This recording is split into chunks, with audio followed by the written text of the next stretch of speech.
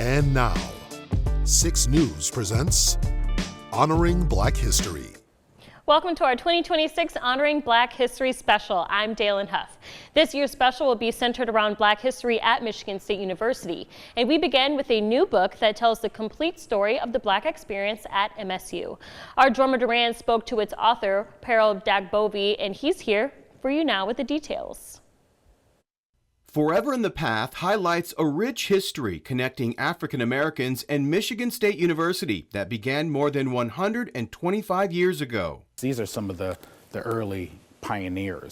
Author Pero Dagbovi says the first black students arrived on the campus of what was then known as Michigan Agricultural College in the late 1890s, an extremely rare acceptance during this time in American history.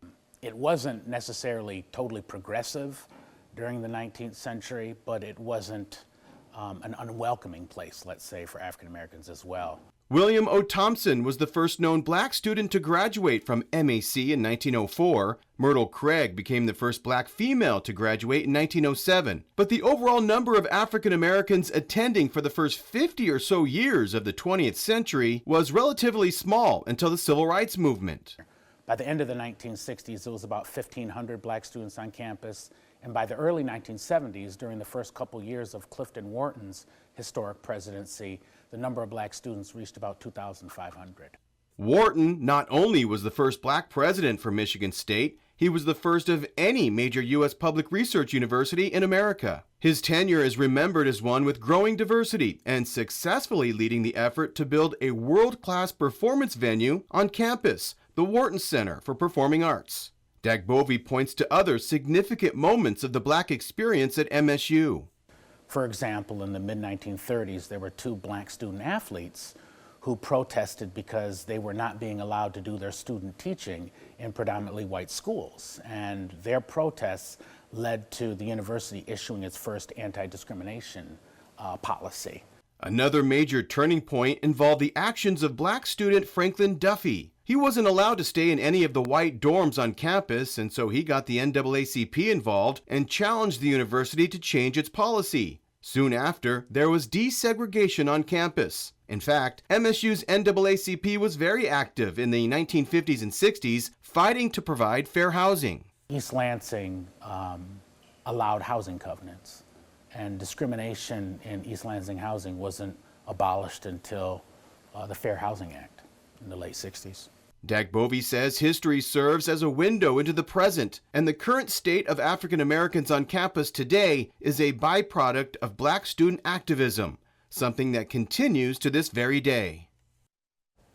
On January 23, 1963, Malcolm X spoke 2 separate times on Michigan State's campus. And according to the MSU archives, Malcolm X attended a press conference and then spoke to students about the race problem and the aims of black Muslims. Here's a small portion of what he said that day. The only way the problem of the black man in America can be solved is we have to solve it ourselves. We have to forget our own differences.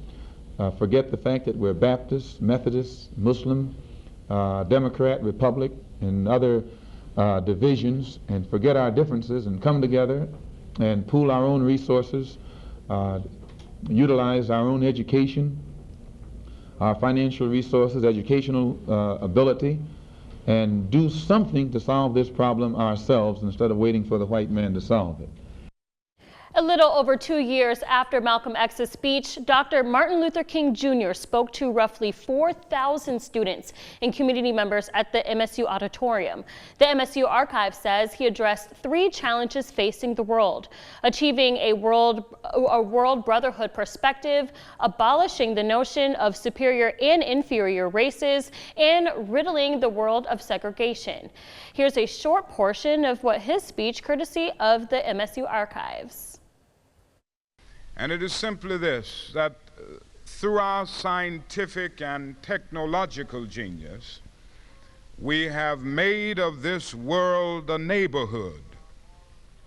And now through our moral and ethical commitment, we must make of it a brotherhood. We must all learn to live together as brothers, or we will all perish together as fools. This is a great challenge of the hour. No individual can live alone. No nation can live alone. And as part of Michigan State's celebration of the legacy of Dr. Martin Luther King Jr., MSU Libraries posted a pop-up exhibition highlighting historical marches and commemorating the anniversary of the March on Washington. The exhibit showcases a collection of 40 protest posters, including the original March on Washington, where Martin Luther King Jr. delivered his I Have a Dream speech in front of 260,000 people. In 2020, the nation marched once again under the Black Lives Matter movement that aimed to also highlight racism, discrimination, and racial inequality experienced by African Americans.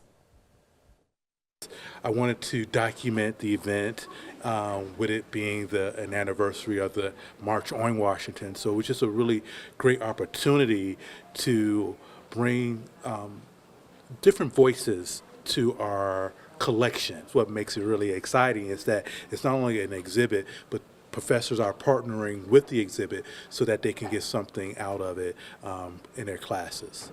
And this was the height of the Black Lives Matter movement at the time. So it was really an interesting time to kind of put that in a time capsule. Coming up, the lasting legacy of former Michigan State President Clifton Wharton Jr., who became the first Black president of a major university.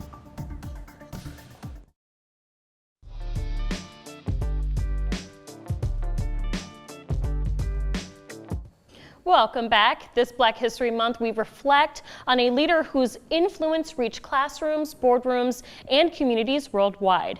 Dr. Clifton R. Wharton Jr. helped redefine success and opportunity in higher education during the 1970s at MSU. And university leaders say his leadership helped shape organizations that continue to serve generations. Our 6 News reporter Sean Graney is here for you now with the legacy of a mid-Michigan pioneer and the lasting impact he helped create. Some stories change institutions. This one changed expectations. Dr. Clifton Wharton rose to leadership roles few had ever reached before him. And he did it with a vision rooted in access and opportunity.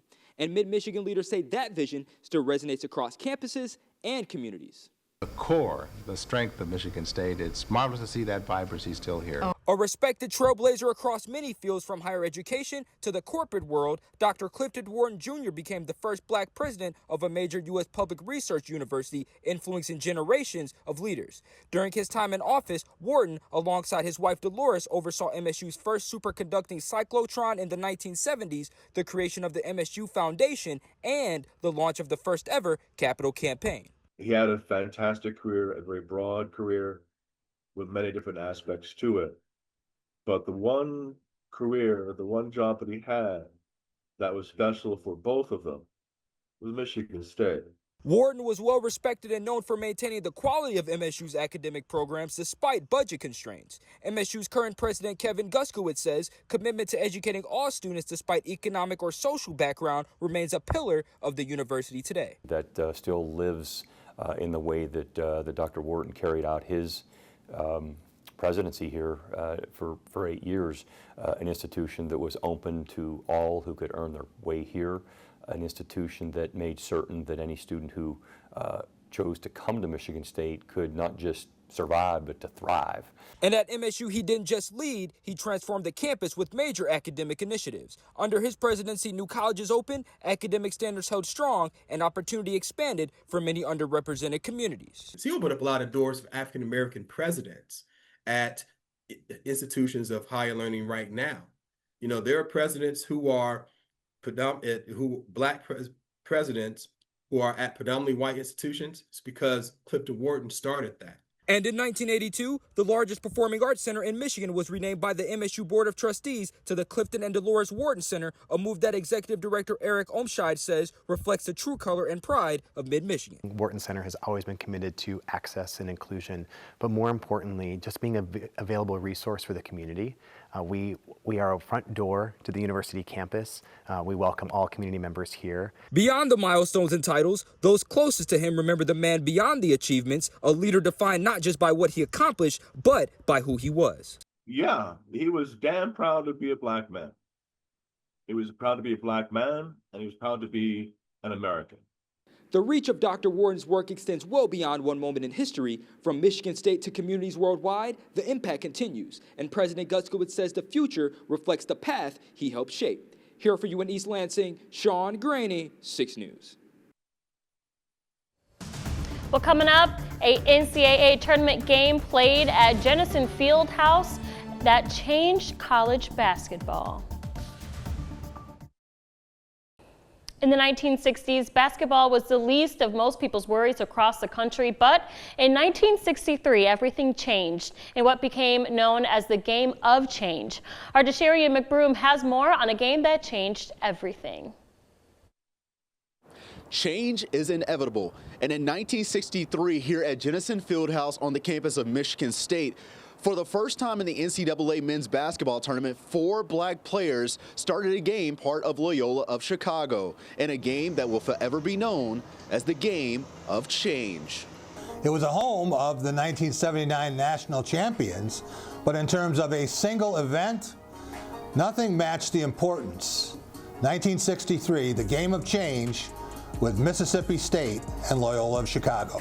It was an unspoken rule that only 3 black players played at a time. Loyola head coach George Ireland was focused more on winning. Somewhat of a milestone to sports integration, the way I look at it. Dr. Charles Tucker, who has been around the game of basketball for many decades, was actually recruited by George Ireland in high school and remembers his early memories of the coach. He wanted to win, that's the first thing. And race didn't come a factor. It was a little bit like Duffy Doherty at Michigan State, where he said, we're not doing quotas. We're not doing stacking. We're going to put the best team out to represent our university. Mississippi State head coach James "Babe" McCarthy wasn't supposed to take his players to play against Loyola University, but McCarthy wanted his team to play against the best. It showed a lot of guts and courage, and a lot of coaches would have taken the easy way, the path of least resistance. So much has changed around the world of sports and what athletes are able to do. Dr. Tucker believes that change all started with the Game of Change. I just hope that they take these opportunities and make it better and set an example for those that help them get to that point and those that is coming behind them. Later in the tournament, Loyola University would go on to defeat the University of Cincinnati in the national championship. They were not only going through not being able to play against their team against another team, but the whole nation was going through it at the height of the civil rights movement. With the standard that Coach Ireland set that day, not only did he win, but in doing so showed that athletes should not be judged by the color of their skin, but by their abilities when competing.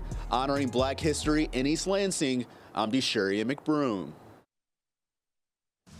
Well, coming up, we learn about the first African American to play football at Michigan State.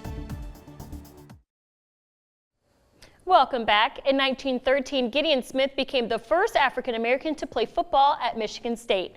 Special Projects producer Anthony Da Silva takes us through his pioneering career, which includes 2 wins over the University of Michigan.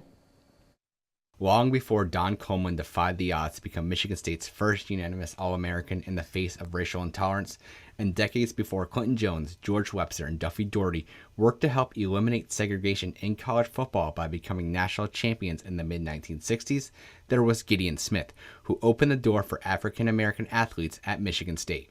One of the other players on the team that was a great player talked about how Gideon could just reach out and grab a guy and pull him down. He was that strong.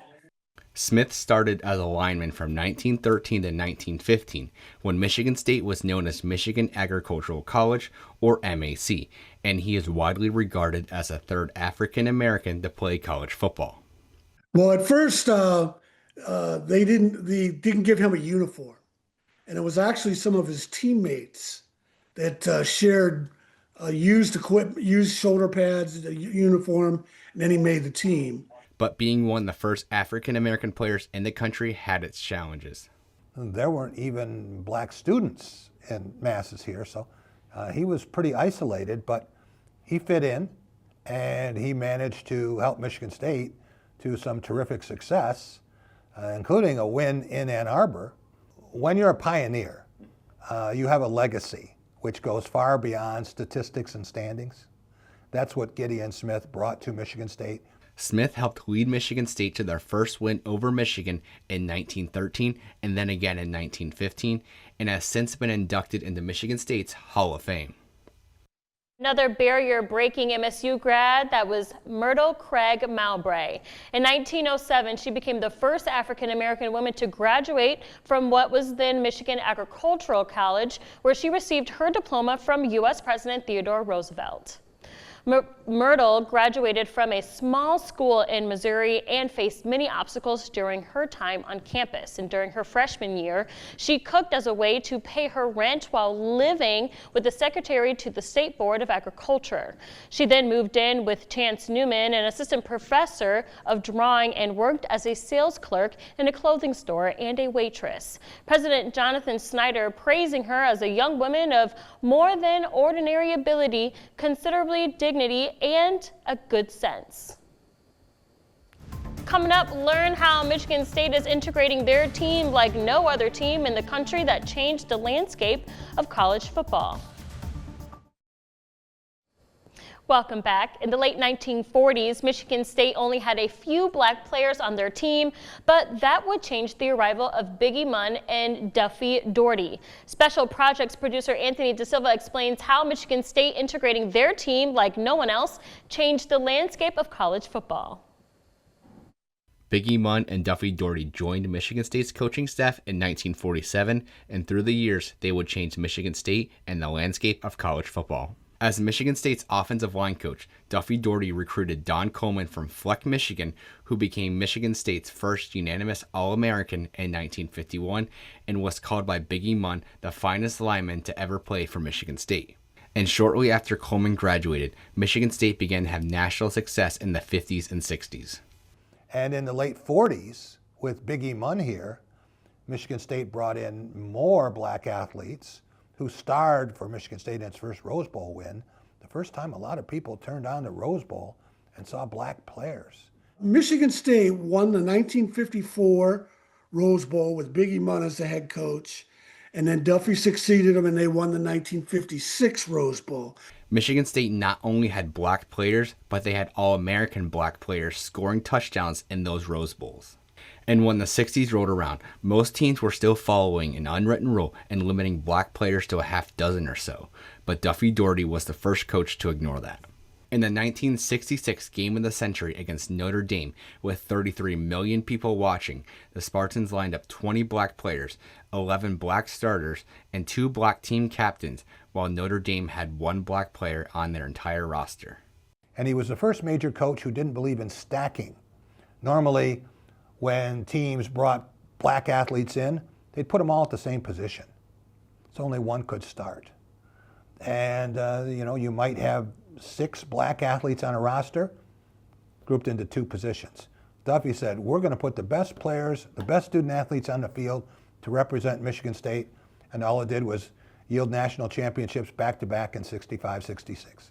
That MSU team consisted of College Football Hall of Famers Bubba Smith, Clinton Jones, George Webster, and Gene Washington, who would all go on to be drafted within the first 8 picks of the 1967 NFL Draft. And back in those days, there were only 3-4 black players taken anywhere in the first round. So Michigan State changed the face of the NFL, changed the face of college football, and then it changed the face of the NFL draft. Duffy also took chances on undersized players such as Jimmy Ray, who would go on to become the first black starting quarterback from the South to win a national championship. By the late 1960s, after those national championship winning Michigan State teams, schools began to abandon the unwritten limitations as they began to realize that black players and white players could play together as teammates and follow the leadership of black players. Now today, every college football team in the country is fully integrated, but back in the 1960s, no one else had a fully integrated team like Michigan State. Honoring Black history for WLNS TV, I'm Anthony DeSilva. Happy Black History Month, everyone. I'm Dalen Huff.